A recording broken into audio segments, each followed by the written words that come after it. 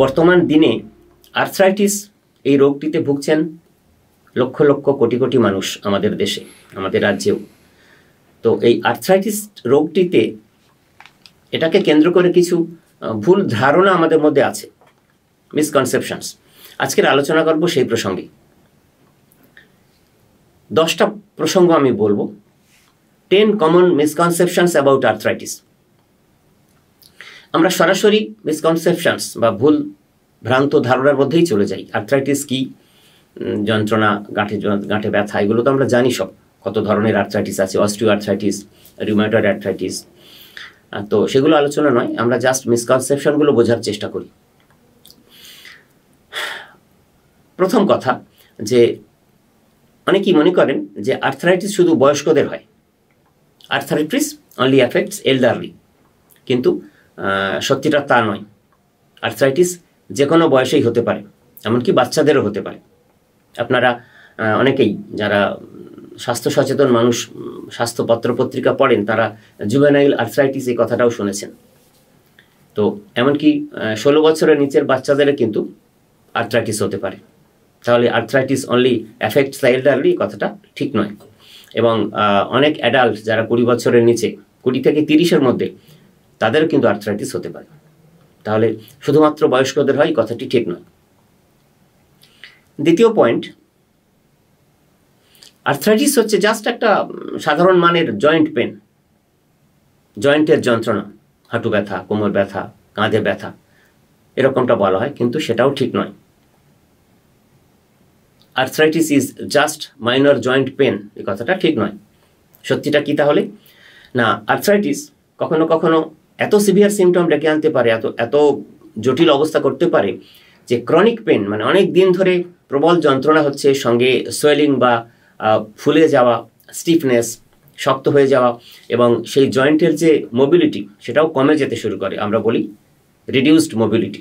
এই এতগুলো কন্ডিশন, মানে ক্রনিক পেন হতে পারে, সোয়েলিং হতে পারে, স্টিফনেস হতে পারে, জয়েন্ট মোবিলিটি রিডাকশন হতে পারে, এবং quality of life, daily activities, সেখানেও হ্যাম্পার হতে শুরু করে। তাহলে আর্থ্রাইটিসকে কখনোই শুধু একটা মাইনর জয়েন্ট পেন হিসেবে ভেবে নেওয়াটা ভুল। 3 নম্বর পয়েন্ট, অল আর্থ্রাইটিস আর সেম। অনেকে মনে করেন সব ধরনের আর্থ্রাইটিসের একই ব্যাপার, একই চিকিৎসা, একই ম্যানেজমেন্ট। এটাও ঠিক ধারণা নয়। তো অস্টিও আর্থ্রাইটিসের কথা শুনছেন, রিউমাটয়েড আর্থ্রাইটিস শুনছেন, সোরিয়াটিক আর্থ্রাইটিস, এই যে গেঁটে ব্যথা হয়, গাউট, এগুলো তো শুনছেন কমন। আরও প্রচুর ধরনের আর্থ্রাইটিস আছে। এবং মনে রাখবেন, ধরন যেমন আছে তেমনি প্রত্যেকটি ধরনের আলাদা কারণ আছে, আলাদা রকমের সেট অফ সিমটমস আছে, এবং অবশ্যই আলাদা ট্রিটমেন্ট প্রসেস, প্রোটোকল আছে, ম্যানেজমেন্ট আছে আলাদা রকমের। তাহলে সব আর্থ্রাইটিসই এক ধরনের, এরকম ভাবাটাও কিন্তু ভুল। 4 নম্বর পয়েন্ট, আমাদের কানে আসে, আমরা শুনি কখনো কখনো যে বলা হয় আমরা যে আঙুল মটকাই না, ওটাকে বলা হয় ক্র্যাকিং নাকলস। তো এই ক্র্যাকিং নাকলস কজেস আর্থ্রাইটিস। আঙুল মটকালে হাতে পায়ে তাদের নাকি আর্থ্রাইটিস হয়ে যায়। এই কথাটাও ঠিক নয়, এটা কোনো গ্রহণযোগ্য কারণ নয়, এটা ঠিক নয়।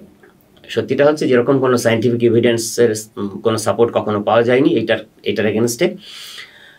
কখনো আর্থ্রাইটিসের রিস্ক ফ্যাক্টরও এটা থেকে ইমপ্রুভ করে না, এটা কিন্তু কখনোই প্রমাণিত নয়, এটা ঠিক নয় কথাটি। এরপর 5 নম্বর পয়েন্ট হচ্ছে, arthritis is only caused by ageing. যত বয়স বাড়তে থাকে ততই আর্থ্রাইটিসের তীব্রতা বাড়তে থাকে আর্থ্রাইটিস হওয়ার পরে। এটাও সত্যি নয়। আমরা প্রথম পয়েন্টেই আলোচনা করেছি যে বাচ্চাদেরও হতে পারে। কোনো আর্থ্রাইটিস আছে যেগুলো হয়তো একটু বয়স বাড়লেই হয়, বিশেষ করে অস্টিও আর্থ্রাইটিস। কিন্তু এমন কিছু আর্থ্রাইটিস আছে যেগুলো যে কোনো বয়সেই হতে পারে, ওই এজিংয়ের সঙ্গে, কোনো বয়োবৃদ্ধির সঙ্গে কোনো সম্পর্ক নেই। কোনগুলো? না, রিউমাটয়েড আর্থ্রাইটিস আমরা জানি। আর অটোইমিউন ডিজিজ হিসেবে যে আর্থ্রাইটিসগুলো আসে সেগুলো কিন্তু যে কোনো বয়সেই হতে পারে। তাহলে arthritis is caused only by ageing, এ কথাটা ঠিক নয়। 6 number point, physical exercise makes arthritis worse. মানে ব্যায়াম চর্চা করলে, শরীর চর্চা করলে আর্থ্রাইটিসের কন্ডিশন বাড়ে, ক্ষতি হয়, আর্থ্রাইটিস রোগীদের অসুবিধা হয়, রোগ লক্ষণ বাড়ে। এটাও ঠিক নয়। কেননা আর্থ্রাইটিসে আমরা বলি যে লো ইম্প্যাক্ট এক্সারসাইজ। লো ইম্প্যাক্ট এক্সারসাইজ কোনগুলোকে বলা হয়? না সুইমিংকে বলা হয় যোগা, ওয়াকিং, এগুলোকে আমরা লো ইম্প্যাক্ট এক্সারসাইজ বলি এবং এগুলো অ্যাডভাইস করা হয় আর্থ্রাইটিসের পেশেন্টের এবং তাতে আর্থ্রাইটিসের সিমটমগুলো কমতে শুরু করে, জয়েন্ট ফ্লেক্সিবিলিটি বাড়ে, মাসেল স্ট্রেংথ বাড়ে এবং স্টিফনেস যেটা হয়ে যায় জয়েন্টে সেটাও কিন্তু কমতে শুরু করে এই লো ইম্প্যাক্ট এক্সারসাইজ। তাহলে এক্সারসাইজ করলে আর্থ্রাইটিসের কন্ডিশন খারাপ হতে শুরু করে, এই কথাটিও ভ্রান্ত ধারণা। 7 নম্বর পয়েন্ট, অনেকে মনে করেন যে আর্থ্রাইটিস ক্যান বি কিওরড। সত্যিটা একটু অন্যরকম। সত্যি কারেন্টলি আর্থ্রাইটিসের কমপ্লিট কিওর নেই, কিন্তু ট্রিটমেন্টের মাধ্যমে, লাইফস্টাইল চেঞ্জেসের মাধ্যমে, বিশেষ ধরনের অ্যালোপ্যাথি এবং হোমিওপ্যাথিক মেডিকেশনের মাধ্যমে সিমটমস ইমপ্রুভ করে ডিজিজ প্রগ্রেশনকে স্লো করে এর চিকিৎসা করে যেতে হয়। কমপ্লিট কিওর আর্থ্রাইটিসের কিন্তু নেই আজ অবধি। তাহলে আর্থ্রাইটিস ক্যান বি কিওরড কমপ্লিটলি, এটাও কিন্তু একটা ভ্রান্ত ধারণা আমাদের। 8 নম্বর পয়েন্ট, আ ওয়ার্ম ক্লাইমেট কিওরস আর্থ্রাইটিস, মানে গরম আবহাওয়ায় থাকলে আর্থ্রাইটিস ভালো হয়ে যায়, এটাও একটা ভ্রান্ত ধারণা।